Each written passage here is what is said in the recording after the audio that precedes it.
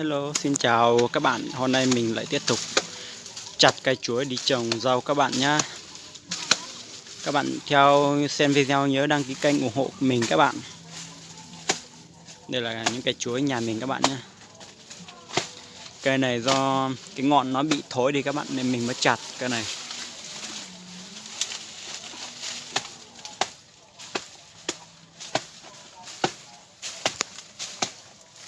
Đang chặt từng góc các bạn nhé. Các bạn bây giờ mình chặt xong các bạn nhé, vừa chặt xong nhé. Đây là cây chuối các bạn nhé.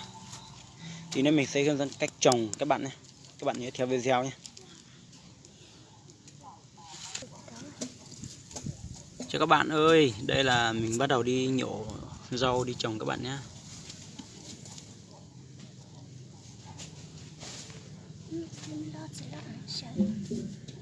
Đây. Rau mình khá lớn rồi. Do trời nắng quá các bạn, mùa này không có mưa nhé, mùa nắng quá nên mình ít tưới. Mình như trồng cây chuối cho nó phát triển, nó mọc lớn nhé.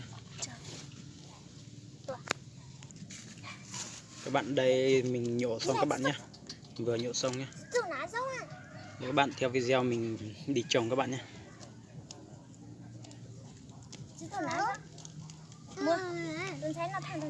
Các bạn bây giờ mình tiến hành làm lỗ trồng các bạn nhé. Đây là lỗ các bạn nhé. Này.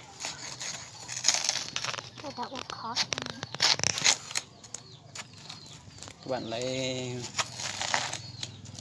cái dao làm một cái lỗ các bạn nhé.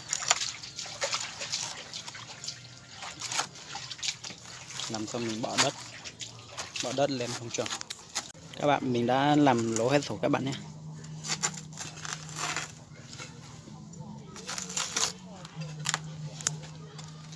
Lỗ này các bạn làm sâu cho mình 13-14 cm gì đó.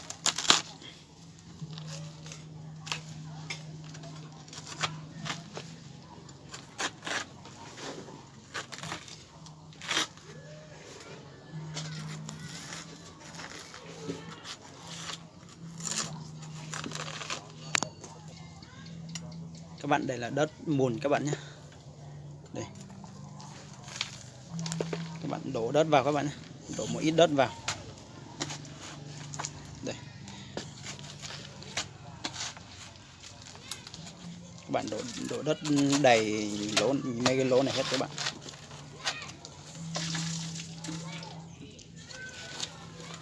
Các bạn cứ đổ cho đầy vào các bạn này. Còn đầy hết thứ. Nhưng giật lúc không nên.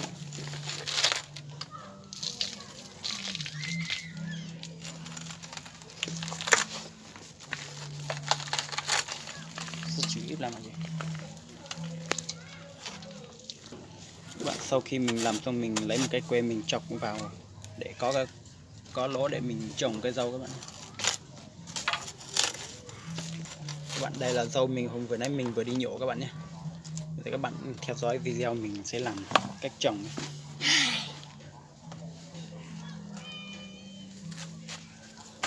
Các bạn đấy trồng, các bạn sẽ trồng thế này các bạn nhé. Nếu chưa đầy thì các bạn đổ đất vào nha các bạn. Các bạn trồng dẫn kiểu này thì các bạn đỡ tốn vườn các bạn ơi.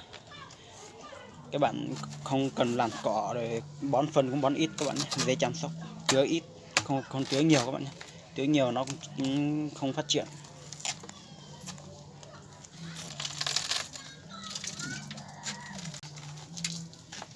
Đây, các bạn ơi, mình vừa trồng xong rồi các bạn nhé.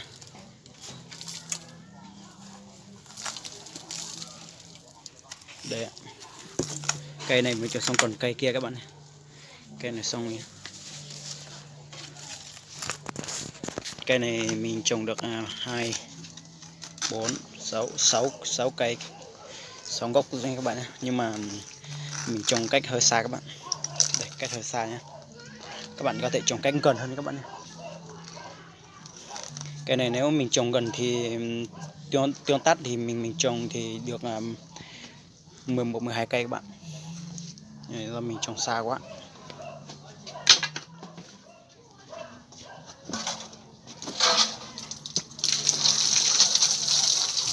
mình tiến hành trồng cây bên đây các bạn nhé. Đây ạ.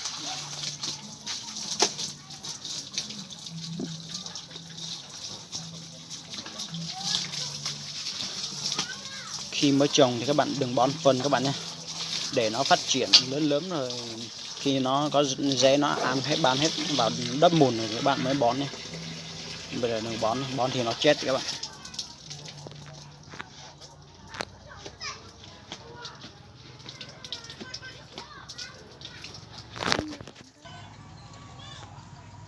Đây các bạn ơi, mình cũng trồng gần xong các bạn.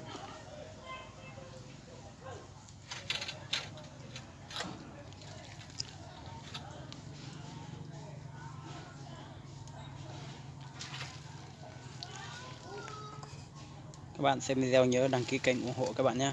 Đây là vợ mình trồng các bạn nhé. Vợ mình thì rất ủng hộ mình các bạn nhé. Các bạn nhớ đăng ký ủng hộ cho mình nhé, với vợ mình nhé các bạn nhé.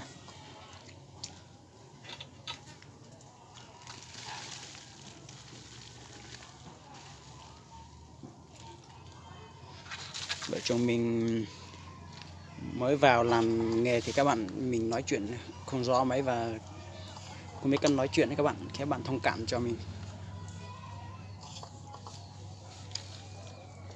Đây. Các bạn lót đất vào đầy vào các bạn.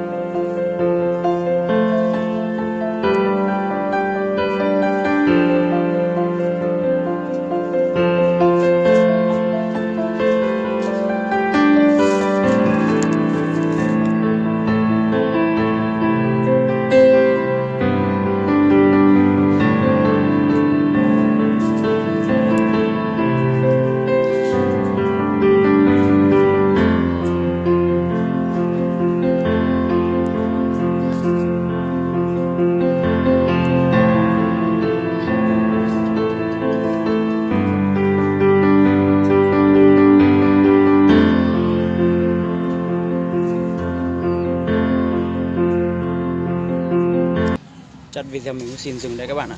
Các bạn xem video đừng quên đăng ký kênh cho mình các bạn nhé. Vâng, xin chào các bạn ạ.